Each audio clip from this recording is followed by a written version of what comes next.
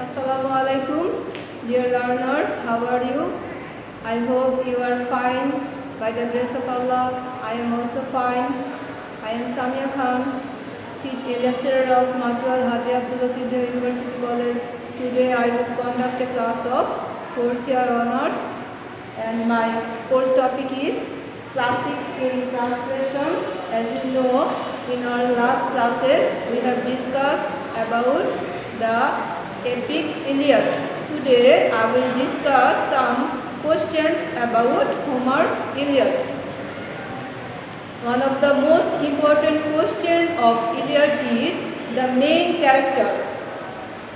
Compare the characters of Achilles and Hector. You know that Achilles and Hector both are the main characters of the epic Iliad. Now we will discuss about the character of Achilles and Hector.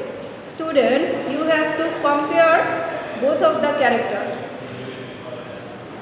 So, the Iliad centers around the Trojan War. At first, we have to write introduction. The Iliad centers around the Trojan War. But if we go deep into the plot, we will find that it is also equally important how the war was affected by the wrath of Achilles and his ultimate withdrawal from the fighting. Besides, Hector, the Trojan hero, occupies a very special place among other major characters of the great epic. He has endeared himself and is looked upon in his high esteem for his sterling qualities. The virtuous Hector is a good husband, an affectionate father, and a dutiful son of King Priam and Queen Hecuba of Troy. Achilles stands in sharp contrast to Hector. In this epic we find that Achilles was in contrast with the character of Hector. He is the son of Peleus, a mortal, and Thetis, sea nymph. Naturally, he is half divine and half demigod. He is by nature passionate and isolated from the rest. We find him filled with superhuman power, ferocity, and also ferocity.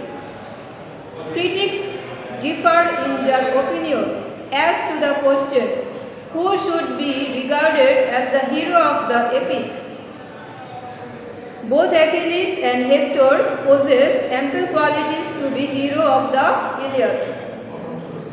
First of all, let us consider how far Achilles deserves to be the hero of the epic.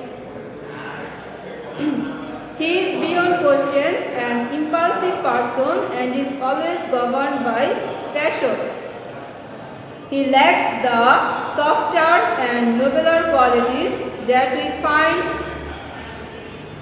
ample in the character of Hector. Still, we have to judge the characters of Achilles and Hector to find out the positive as well as negative qualities to arrive at a well-rounded conclusion. In the book, Homer has given an account of the duel between Achilles and Hector. In the duel, Hector is killed by Achilles. This duel has been rightly interpreted as a clash between two diametrically opposite characters. Hector represents the life that we, the people in general, are accustomed to. He stands for hearth, home, city-states of ancient Greece and conservative way of life. Contrary to it, Achilles is a personification of primitive brutality, wantonness, uncompromising revengefulness, and uncontrolled instinct. Both Achilles and Hector are best warriors of their respective sides. Both of them are endowed with enough courage, physical strength, skills and capabilities to be at the van of their army and infuse the courage in them to face the enemy. Another aspect in their characters is laudable genuine love for their parents. Unfortunately, both of them are killed in war before the death of their parents. Both of them are equally like medieval knights, equally courage enough like the medieval knights which they exhibit towards women. Achilles tries to save Iphigenia but in vain. Briseis never complained against him when she was forced to leave him for Agamemnon. Hector is superior to all in this respect. On the eve of his final departure for battlefield, he represses his genuine concern for Andromache. Even he is kind to Helen, who is at the root of the devastating conflict between the Trojans and the Greeks. In spite of all his demigod, Achilles has been unanimously chosen the hero of the great epic, the Iliad. It is because of the anger of Achilles that the tragedy of Troy has taken place. The reason of his initial anger at Agamemnon is quite justified. His strong conviction of being the matchless warrior has unhinged his balance. He invites peril to whole Greek army and puts on stake the lives of those who are closest to him. He becomes overwhelmed with grief at the death of his dearest friend Patroclus. His death casts a psychological effect on his mind. He suffers from a guilty conscience as he holds himself responsible for his friend's death. At the same time, his anger inflames against with a heavy armor.